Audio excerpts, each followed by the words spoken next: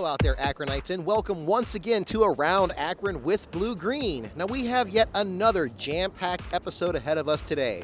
We're going to talk about making things. We're going to talk about selling things. We're going to talk about good art, more specifically good films. We're going to go down to the Nightlight Cinema and talk to Kurtiss Hare about how they're providing a place for good art house films to be shown. Next, we're going to head over to Akron Maker Space, where they teach people how to make just about anything you want to make, whether it be wood, whether it be metal, whether it be computers, whether it be cosplay material.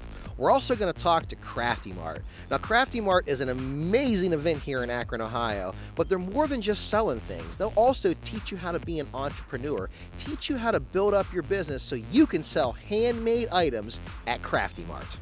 Now, to kick this show off, we're going to talk to David Giffels, a local author who decided to stick it out here in Akron, Ohio, and do things the hard way on purpose. I just remember being in very early grade school, and the first time I discovered that I could read like chapter books, like books that felt like whole books on my own, that was like this amazing power to be able to do that. And so I remember specifically, in fact, I'm going to reach over here. It just happens. This was not a plant. This happens to be something I keep in my office. This book, my book about me that a lot of kids of my generation had. It's a Dr. Seuss book, but it's like fill in the blank.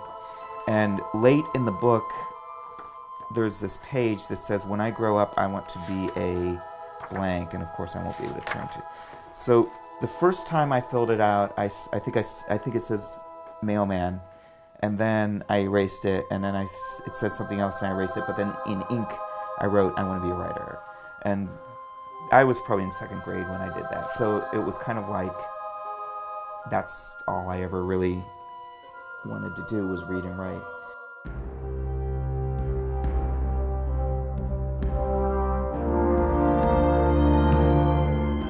One of my favorite writers, contemporary writers, is Michael Chabon, the novelist, who says success as a writer depends on talent, luck, and discipline. And you only have control over one of those things. You only have as much talent as you have, and you can't control that. You only have as much luck as you're going to get, and you can't control that. So discipline is the one that you have to have the most control over. So if you work every day, and you stick at it, and you just keep plowing through, whatever talent you have will be manifested in that work that you're doing. Whatever luck you have is going to come from continuing to do it and not giving up. So I tend to work in a very disciplined way to make sure that I don't allow myself to start to backslide. So when I'm working on a project, and I have the luxury now of, as a college professor, of having basically 4 months of time where I just operate as a writer. And so for the summer months, I come up here to my office first thing in the morning, and I work a regular sort of banker's hours days. So some writers kind of like work, they're more in tune with their creative hours, and they're more in tune with their muse. And my theory has always been that if you're going to have inspiration, it's better to be there for 3 days of no inspiration so that you're there for the fourth day when the inspiration happens to be there. Better to put yourself in a position to be inspired than to wait for inspiration to come. So I tend to work in a pretty methodical way. I just, I think the best way to get writing done is to start writing.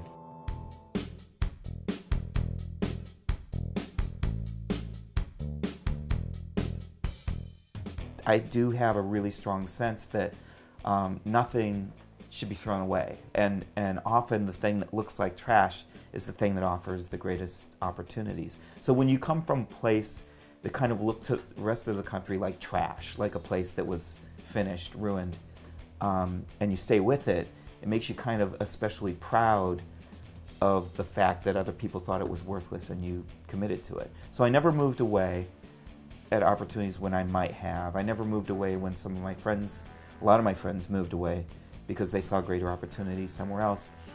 And eventually, when you start to find that you can own a pretty cool old house for not very much money, and when you have a kind of agency in your community because it needs you more, because there are fewer people supporting it, during its hard times, it starts to make you feel like the thing that seemed the least worthy starts to become the most worthy because you've invested in it. And I'm speaking for myself, but I know I'm speaking for a whole generation of people who I relate to who've had the same experience.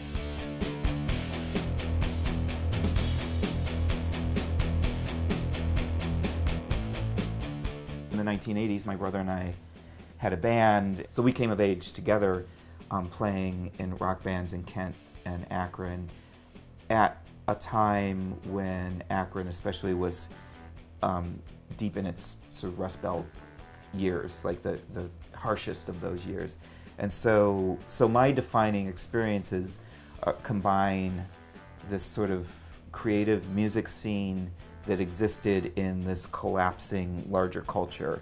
And so like my first experience of rock and roll as a teenager was in this club, The Bank, which was literally a former bank, this like symbol of the fully evolved culture of a place, and that bank was right in the middle of downtown. And so there was the old, Akron's wealth and power completely given over to this scrappy punk rock scene. And so, it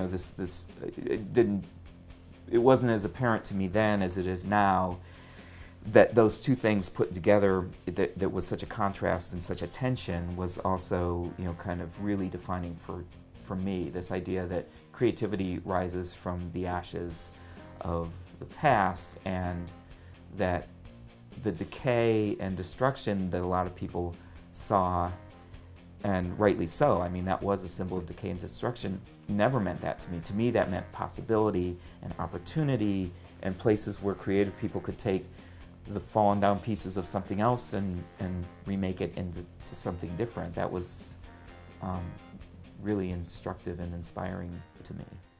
We're at the Nightlight Cinema here in downtown Akron. Now, if you want to see a good film that's not being shown anywhere else, you want to have a drink, or you want to have some good local food while sitting in a comfortable, intimate setting, the Nightlight Cinema is the place you need to check out. Here at the Nightlight, my role isn't to make films necessarily. My role is to bring films, to make art, that connection between art and audience, to make that possible. To my mind, and this is something I kind of explain to a lot of people, because they ask, well, so you're really into movies, how come you didn't become a filmmaker? Well, I have a good answer. The answer is that I think that there are a great number of fantastic artists in the world. And I think that, there are systems to help them, there are ways for them to get money, there are ways for them to get education. But the one thing there's not that much of is people that are working to bring the great and genius work of these artists to audiences who otherwise wouldn't see it. So for me, that's the part of the mission of fulfilling art, because art it's incomplete until it has an audience. So that's my role, and I would never claim that I'm an artist, but I'm certainly making art happen.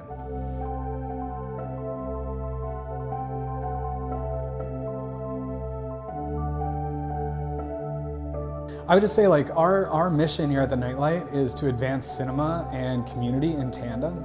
And so what that means for us is finding ways to broaden worldviews and open up horizons and open up new perspectives.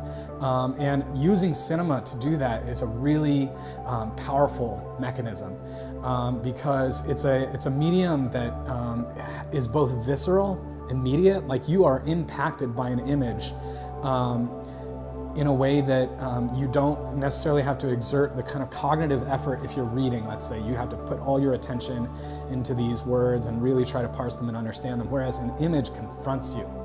And so it's both visceral in that sense, but it's also deep, and it's also something that you can continue to peer into and think about and analyze, and something that actually will get stuck in your brain in a way that, songs also do this. Like, you'll be thinking about it later at night because that image it affected you in some certain way. So I think movies are one of the great ways to just open up perspectives of the world. And we think that will, it'll be a way for us as a community together to prepare ourselves for whatever future challenges we confront. Because I think that, I can't predict what Akron is going to face next year, 10 years, 20 years, but I can tell you that if we are open to possibilities, if we are thinking about solutions in a broad way and not in a narrow way, that we are going to survive and we are going to thrive through whatever challenge that is because of the route that we took. And I hope that watching movies here at the Nightlight is a way to build that skill within yourself.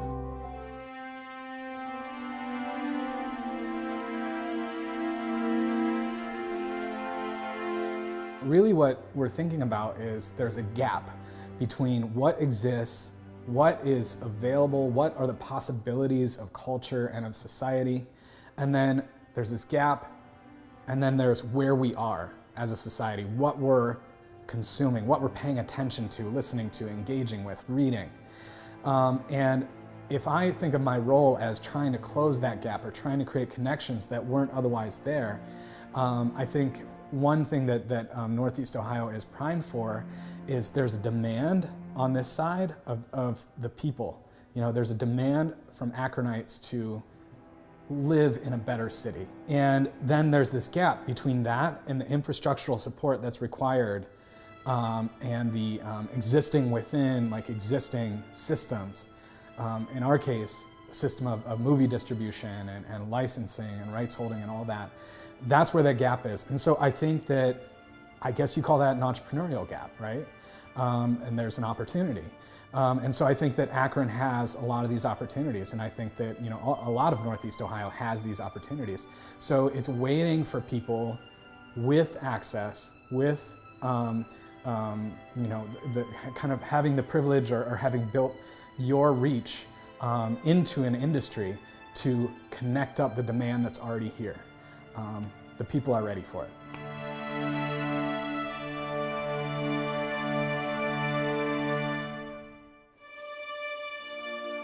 So one of the best ways to experience the movies, if you're going to be with other people while you're doing it, is to come on a date.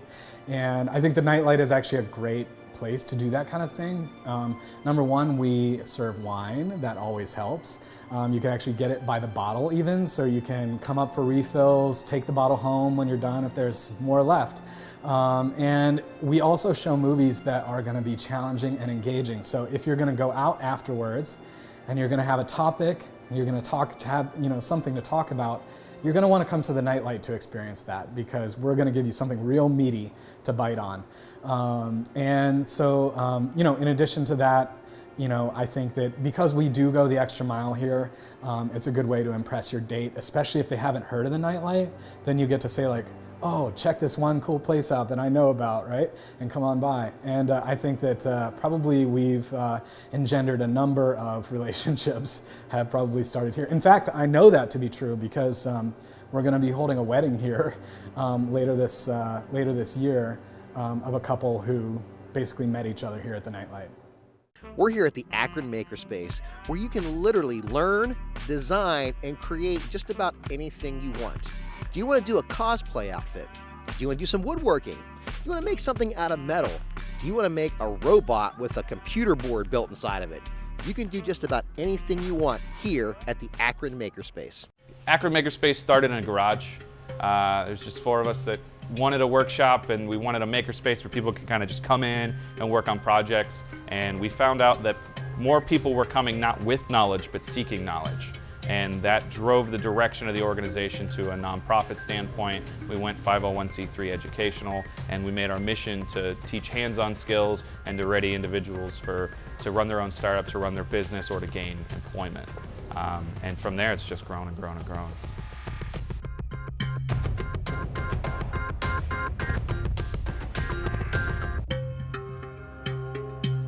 It's almost like an athletic gym, where all the tools, all the toys, the expensive things that you don't have necessarily the opportunity to purchase for yourself at home or have room for, we have that equipment here that you can come and use, and you don't have to have the large investment if you're, again, retired like I was, And you wanted to do these things, and you may not have the financial resources to do it. You may not have the room to do it. I live in an apartment. I come down here and work with saws and drill presses and welding and a computer lab and all this stuff working out of my apartment. So it's a great way to come down, meet people. We have a social event every month. We have a game night. All sorts of people come down here. We bring board games. We have classic video games that we play on the computers, and generally have a good time. And that's all ages, and it's free. You don't have to be a member to come down for that.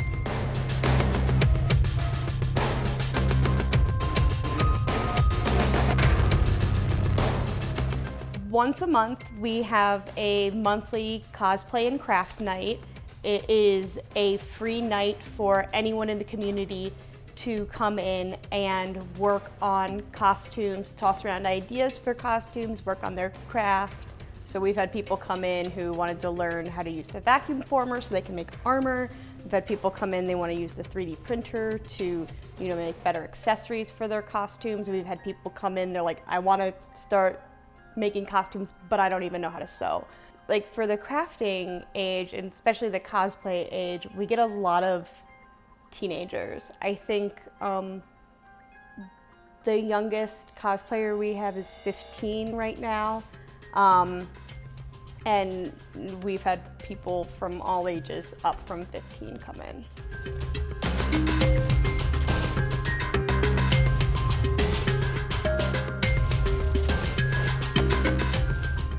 So we have the space in here. We have a wood shop, we have a metal shop, so everything from traditional to automated, sheet metal work, welding, electronics lab, so everything from learning to wire switches in your house to building a robot and doing home automation.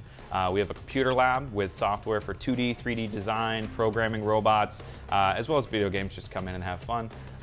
And then our craft lab, it starts with sewing and traditional crafting, and it goes into an automated vinyl cutter. We have an open face forge for low temperature metals casting. We have all sorts of jewelry working materials, and that tailors into our glass studio. We do stained glass. We're getting ready to bring in a fused glass kiln. And then we even have a bike shop where you can come in, you can work on your bikes, and then you can pair the different parts of the shop together. So if you want to come in and you want to work on your bike, then you can use the tube bender in the metal shop and build a sidecar. And then you can use the sewing and crafting lab and upholster your sidecar, and use electronics lab to embed GPS and a battery charger into it. So you can come in and you can really build everything. We wanted this to be a one-stop shop for you to come in and you work on your projects.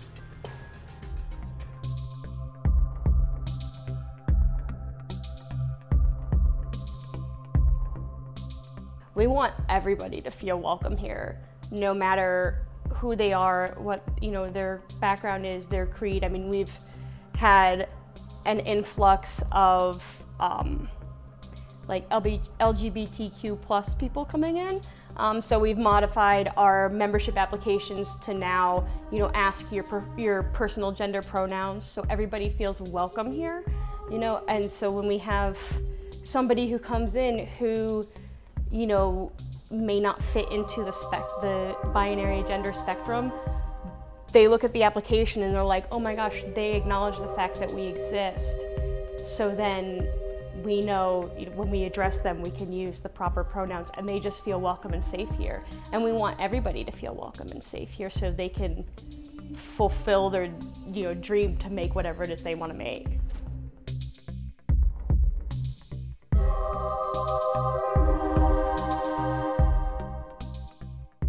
So Akron's a great place to kickstart again, because we've lagged behind, we've lost a lot of our manufacturing, but we still are the Rust Belt. We still got these skills sitting here. We still got these shops that are waiting just to kind of start up again.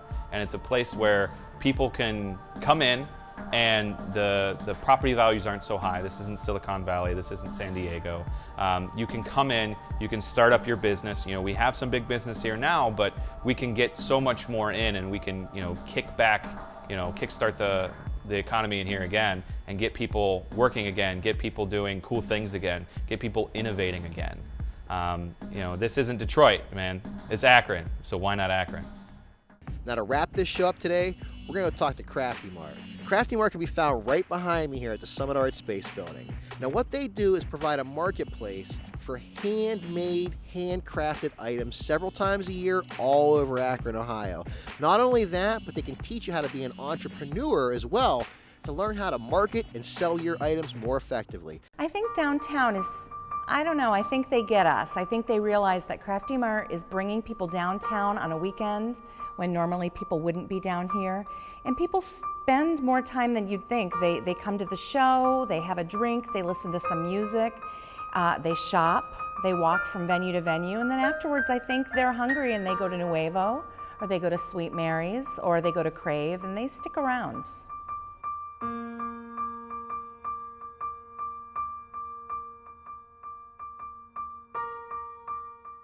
It's super fun coming in. We always have music, we always have a DJ, we usually have a bar set up, which is really fun. We have workshops that happen.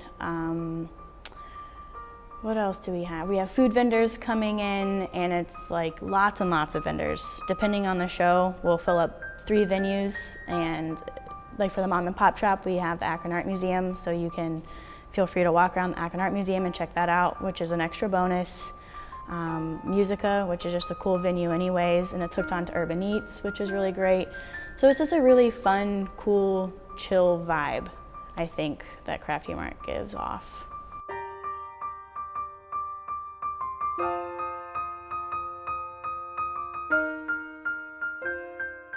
You know, our only huge rule is that it needs to be handmade.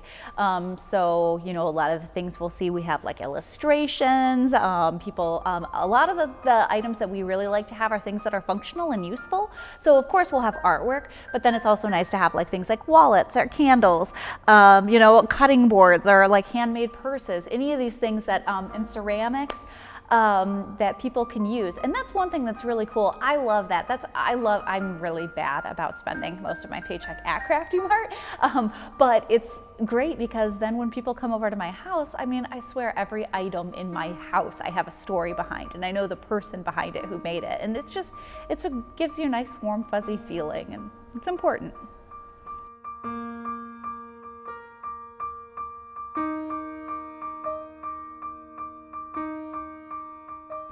Crafty Mart, when we started, we just did these 2 biannual handmade markets. And since that, especially in the last 2 years, we have actually officially incorporated as a nonprofit organization. And part of our mission isn't just to have these markets that serve the community, but we also try to serve our vendors. So we've actually started doing a lot of entrepreneurial programming for artists, because that does seem to be a place where artists need help. Because, you know, they obviously, in order to sell their products, they have to do their own marketing, they have to run their own business, they have to do their own accounting, and that can be really taxing and take up a lot of their time and take away from their, you know, creative energy. So we're trying to put those supports in place for artists. Right now we have a series of classes and panel discussions called the Maker Sessions, where you know, people can come out and learn about specific things that will help them. Actually, May 25th we have one that's going to be it's at the Akron Art Museum. It's on a Thursday night, so the galleries are open and free, which is really nice. But we're having a panel discussion about developing creative habits, because sometimes as artists, routine doesn't always come naturally.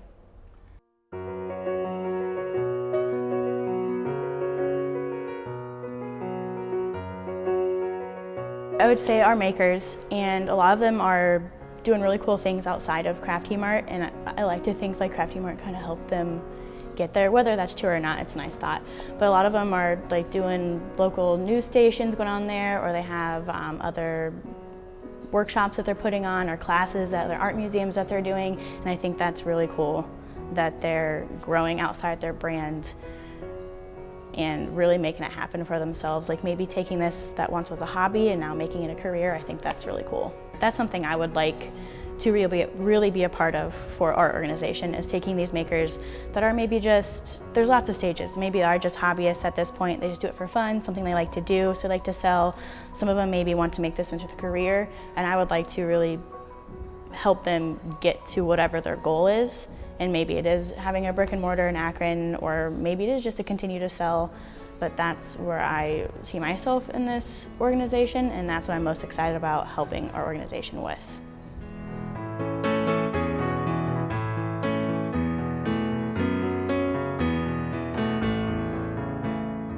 Well, you know, of course, I'm proud of the community that gets to come together, and the fact that these people are supporting this year in and year out. It's amazing.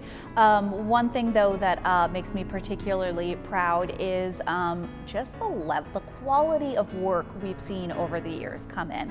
So, you know, yes, we do tend to during our application process, we tend to favor people from the Akron area, but we also have a requirement where we try to bring 10% of people in from out of town. So we do have people coming in from, you know, Pennsylvania and New York and Michigan, and, you know, we've had people come from Tennessee and, you know, all over, and it's really cool to bring those fine artists in, and it helps locally, you know, just bring the quality of the work up. And, you know, sometimes when Crafty Mart first started, it was just a handful of people who were interested, and there wasn't much of a curation process, and those people are still the core of our organization, but it's just amazing, some of the work that we see and the talent that is accessible for people to buy. It's amazing.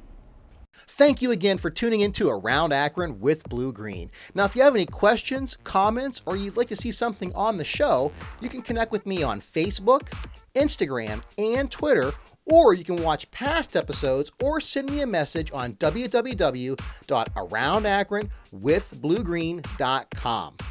Thanks again, and we'll see you next time on Around Akron with Blue Green.